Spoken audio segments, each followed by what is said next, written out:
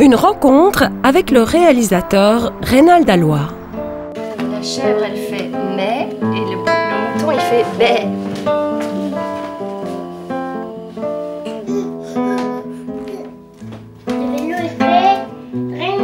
On peut le croiser ce dimanche 14 mars au Festival à travers champs à Rochefort. Il nous avait donné rendez-vous chez lui dans l'étonnant quartier de la Baraque à Louvain-la-Neuve, un espace de semi-ruralité.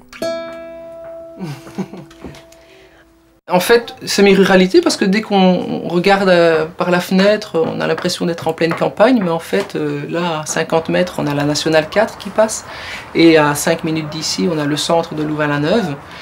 Et ici, précisément, on est dans le cœur d'une des serres du quartier de la Baraque. De fait, il y a une vigne, et la vigne a l'âge du quartier, elle a 30 ans. Et donc, quand je suis arrivé, moi, ici, avec ma famille, il y a 5 ans, on a réaménagé l'intérieur et on a absolument tenu à préserver cette vigne qui est la racine du quartier et qui, voilà, quand on arrive quelque part, c'est important de connaître ses racines, je crois.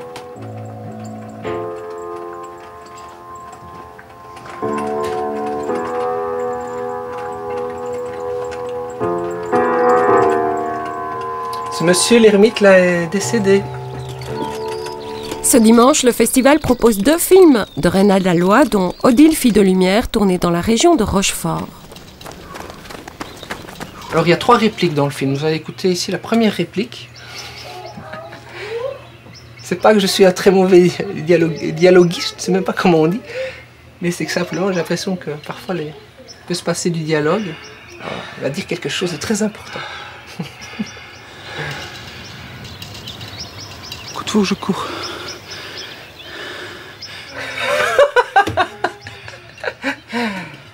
Ça, c'est des heures et des heures d'écriture scénaristique. Odile, c'est vraiment l'envie d'ancrer dans mon village un récit qui est fictionnel. Alors c'est étonnant parce que généralement les gens le voient comme un documentaire. Or, tout est écrit, c'est un scénario de fiction, sauf que les intervenants sont non-acteurs. C'est le fermier du coin, c'est l'ermite du coin. C'est ma compagne qui interprète le rôle d'Odile et j'interprète le rôle de Rémi, le garçon. Le prêtre, c'était mon voisin de palier à Bruxelles. Donc c'est une manière d'ancrer vraiment un récit fictionnel dans une réalité documentaire. Parce que pour moi, les histoires aussi sont tellement difficiles à raconter que j'ai besoin du réel et de m'ancrer dans le réel pour ne pas tout de suite partir dans les hautes sphères du symbolique, parce qu'il y a aussi cette dimension-là qui m'intéresse dans le cinéma. Iront les hirondelles où les vents porteront, iront-elles vers le nord? Ça me fait rire parce que c'est une chanson que je suis en train d'écrire et au fur et à mesure que je la chante, j'oublie les paroles. Alors évidemment, vous ne comprendrez pas le sujet de la chanson à ce rythme-là. Vous êtes musicien, vous êtes réalisateur, vous êtes un homme du son et de l'image, ou il y a plutôt le son ou plutôt l'image? Tout ça est imbriqué.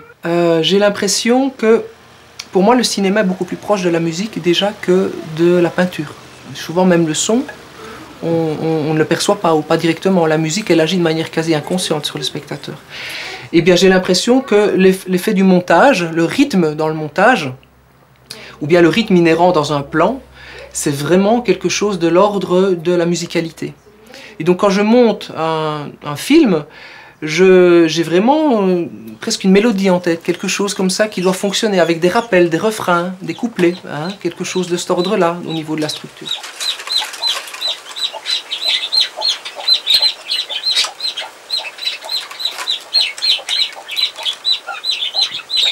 Pour moi, il y a dans la lenteur quelque chose à gagner, qui est une présence à soi, qui est une présence à être là, ici, maintenant. Et le cinéma me permet, d'une certaine manière, et la musique aussi, de rejoindre cette qualité de présence.